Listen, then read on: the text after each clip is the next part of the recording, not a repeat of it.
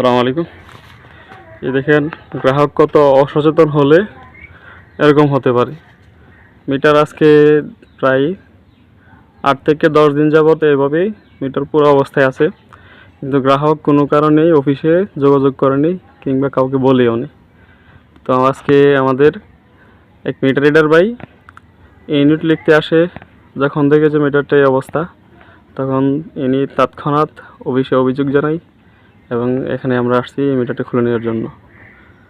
তো আপনারা যাদের বাড়িতে এমন হবে খুব দ্রুত অফিসে অভিযোগ দেবেন এবং সাথে সাথে আমাদের অফিসের লোক আইসা এই মিটারটা খুলে নিয়ে যাবে। এটার কারণে যে কোনো সময় একটা দুর্ঘটনা ঘটতে পারে এবং সেই দুর্ঘটনার দায়ভার কিন্তু পরবর্তীতে আপনার নিতে হবে।